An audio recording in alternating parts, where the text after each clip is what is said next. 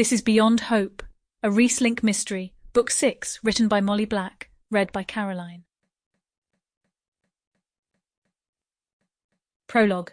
Cold water splashed onto Emily's face, rousing her from a deep, disorienting slumber. She shivered involuntarily, her body's instinctive reaction to the sudden chill. The frigid liquid seeped into every crevice of her being, awakening her senses in the most brutal manner imaginable. "What?" she began, voice barely recognizable even to herself. Her throat felt raw and parched, like she had been screaming for hours on end. Her wet clothes clung to her skin like a second layer, heavy and uncomfortable. As she tried to move, the damp fabric chafed against her skin, making it difficult to focus on anything else. Goosebumps prickled along her arms, a testament to the cold that seemed to have infiltrated her very core.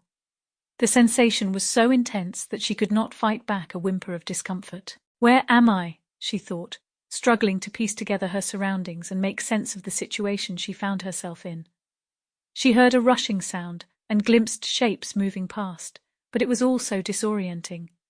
The only thing she knew for certain was that she was cold, bone-chillingly, soul-piercingly cold. "Help," she whispered, or rather attempted to whisper. The sound came out as a raspy, strangled cry, barely audible above the rush of water around her. Frustration bubbled up within her, threatening to spill over into outright panic as she realized just how helpless she was in her current state. "Get a hold of yourself," she told herself sternly, trying to keep the fear at bay. "You need to figure this out." Summoning all her strength, she willed her trembling limbs to still, focusing on each part of her body in turn. Though her muscles protested with each movement, she managed to gain some semblance of control over her shivering form. "Okay," she breathed, steeling herself for what was to come. "Let's try this again." As her senses sharpened, Emily became cognizant of the water around her. It lapped at her sides, icy tendrils seeping into the fabric of her clothes. The realization hit her like a slap to the face. She was floating on a river in the darkness. What? She stuttered, her voice barely carrying above the relentless flow of water. "How did I get here?" Her heart hammered in her chest as she attempted to sit up, only to feel a jolt of panic ripple through her. Ropes bound her to a large log, preventing any possibility of movement beyond a strained wriggle.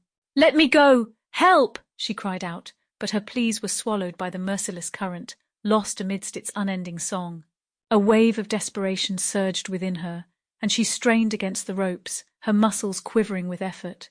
Her hands felt numb and clumsy, but she continued to tug at her restraints, driven by an instinctive need for survival. Think, she muttered to herself. Sample complete.